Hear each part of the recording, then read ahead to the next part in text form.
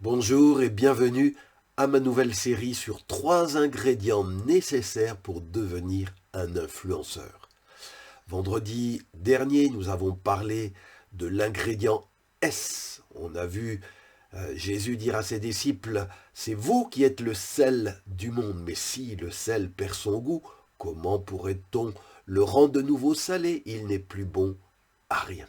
Eh oui, pour influencer, pour évangéliser le monde en premier, vous avez besoin, dit Jésus, d'être des chrétiens savoureux. Les chrétiens fades, les gens fades ne sont pas contagieux. Mais pour influencer, la saveur seule ne suffit pas. Elle doit être complétée par l'ingrédient P. Oui, rappelez-vous la formule chimique de la contagion, c'est S plus P plus C égale I. S, saveur plus P. Aujourd'hui, nous allons voir ensemble ce deuxième ingrédient de l'influence, ce fameux ingrédient P.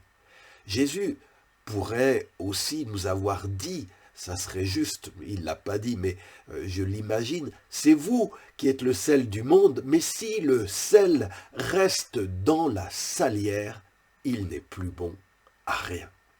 Et oui, pour que le sel exerce son ministère d'influence, il doit sortir de sa salière et aller au contact des aliments qu'il veut assaisonner. L'influence se fait par la proximité, la chimie de la proximité.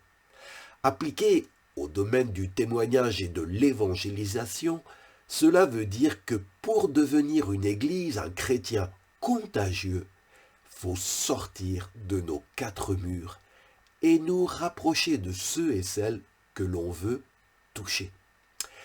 Voici une petite histoire pour illustrer ce point important.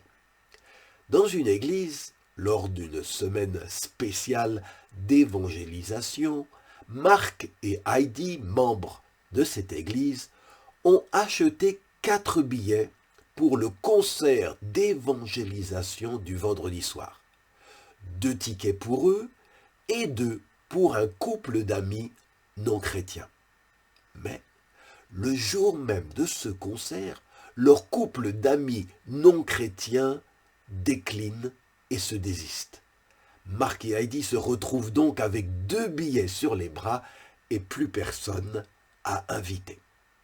En rentrant du travail ce vendredi après-midi, tout d'un coup Marc aperçoit ses voisins. Ce jeune couple pas marié qu'ils ne connaissent que de vue et dont ils ne savent même pas le nom de famille. Waouh! Marc saute sur l'occasion. Hé, bonjour, je suis votre voisin là. Est-ce que vous avez quelque chose de prévu ce soir? Il me reste 2 tickets pour un concert à notre église. Vous savez, le genre de musique que vous adorerez, de niveau professionnel.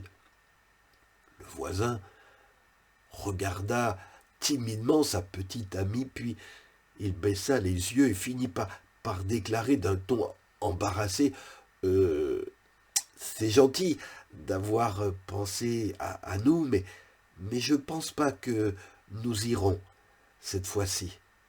Par contre, si vous voulez qu'on organise un barbecue un jour pour faire mieux connaissance, faites-nous signe. Paf! Tout d'un coup, un éclair de révélation dans le cœur de Marc et Heidi. Une leçon que le Seigneur voulait leur apprendre. Barbecue d'abord. Eh oui, le moyen le plus efficace pour amener des non-croyants à Jésus, c'est d'être proche d'eux, donc de nouer des liens d'amitié avec eux. Et vous savez, c'est exactement ce que Jésus faisait.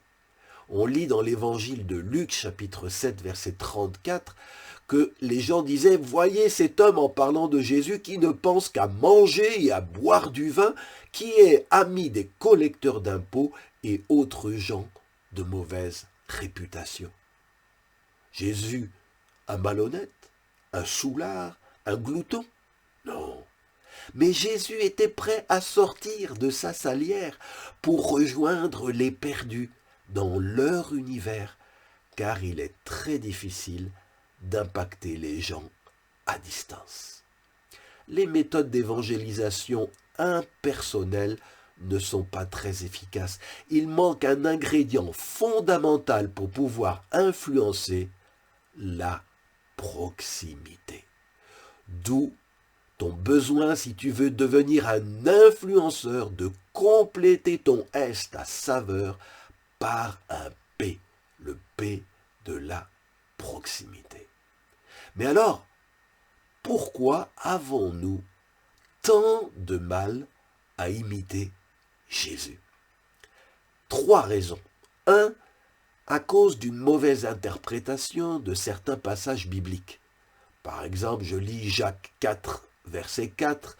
Il est écrit: ne savez-vous pas qu'être ami du monde, c'est être ennemi de Dieu?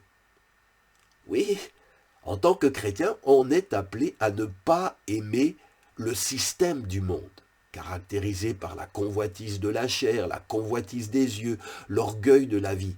Mais par contre, on est appelé à aimer non le système, mais à aimer les gens du monde. Dans Jean 3,16, il est écrit: Dieu a tellement aimé le monde qu'il a donné son Fils unique. On est appelé à aimer les gens comme Dieu et à les fréquenter comme Jésus. La deuxième raison qu'on a du mal à être amis des pécheurs, c'est à cause de la peur pour notre réputation si jamais on nous retrouvait en compagnie de gens de mauvaise vie.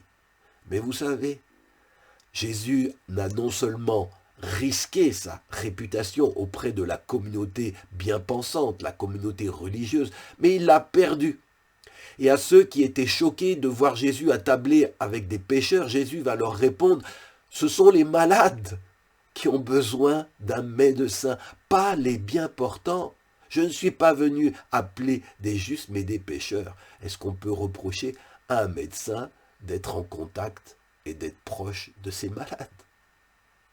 Non.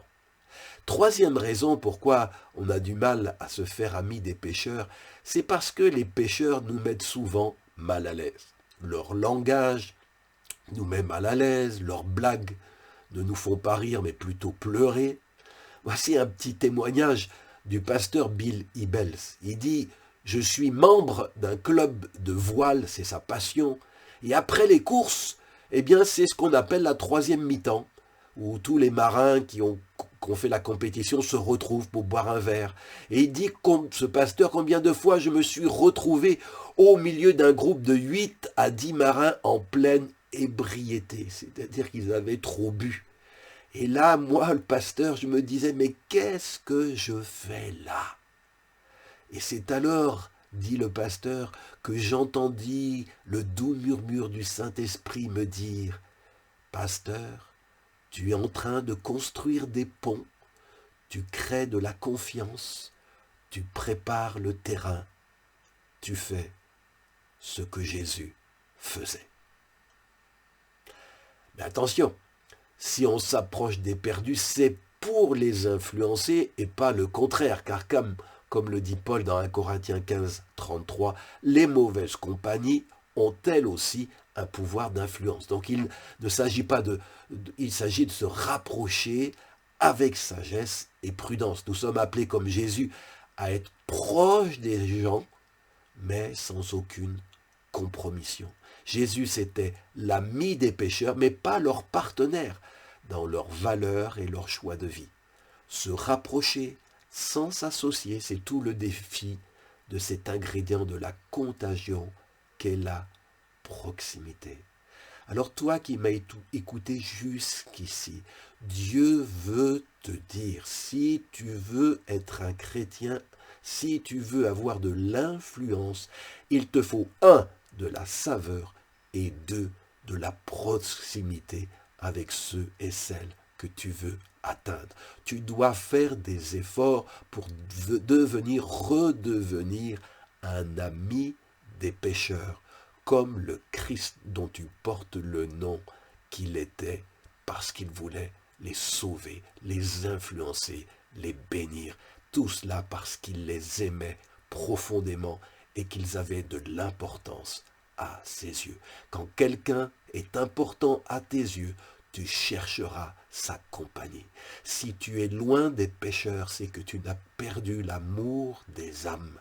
Si tu fais que pointer du doigt et juger les pécheurs, tu as perdu ta compassion pour eux. Comment peux-tu prétendre les influencer? Sur ce, je vous donne rendez-vous vendredi prochain pour le dernier volet de cette série sur la contagion. Nous examinerons l'ingrédient C, S plus P plus C égale I. Vendredi, je vous dirai de quoi il s'agit de cet ingrédient S. À vendredi prochain et à chacun un très bon week-end.